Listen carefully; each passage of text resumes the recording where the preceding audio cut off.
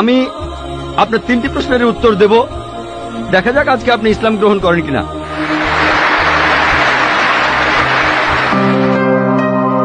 Good evening sir, আমি পেশায় একজন শিক্ষিকা। এছাড়াও আমি ইসলাম ও অন্যান্য ধর্ম নিয়ে রিসার্চ করি। আপনার নামটা কি জানতে পারি? আমি নীলিমা। আপনার লেকচারের জন্য অসংখ্য ধন্যবাদ। তবে আমি কিছু ব্যাপারে একটু জানতে চাই।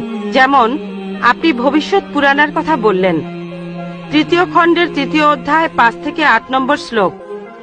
আমি আপনাকে আরেকটা ব্যাপার জানিয়ে রাখি যে হয়তো আপনিও এটা জানেন।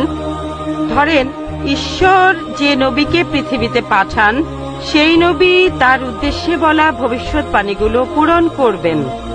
যদি সেই নবী অর্ধেক বা তার কম ভবিষ্যৎবাণী পূরণ করেন, তাহলে তাকে নবী বলা যাবে না। এটা একটা সাধারণ যুক্তির ব্যাপার। এবারে ভবিষ্য পুরাণার কথা বলি।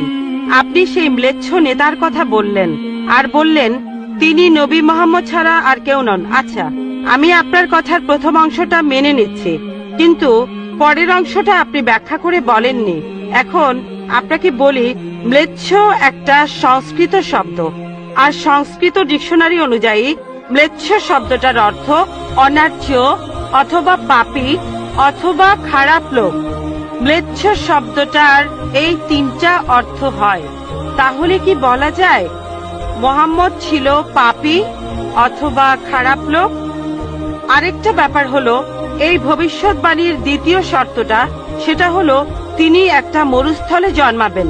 মরুস্থল এর অর্থ মৃতদের স্থান, কারণ মরু শব্দটা এসেছে সংস্কৃত মৃ থেকে, যার অর্থ মৃত্যু। তাই এখানে অবশ্যই আরবের মরুভূমির কথা বলা হচ্ছে না, কারণ সেটা ছিল অনুর্বর ভূমি আর যুদ্ধক্ষেত্র। এরপরে আমি 3 নম্বর পয়েন্টে আসছি। এই ভবিষ্যৎবাণীতে বলা হয়েছে যে এই ম্লেচ্ছ নেতা তিনি গোসল করেন পঞ্চগাভিয়া আর গঙ্গা নদীতে।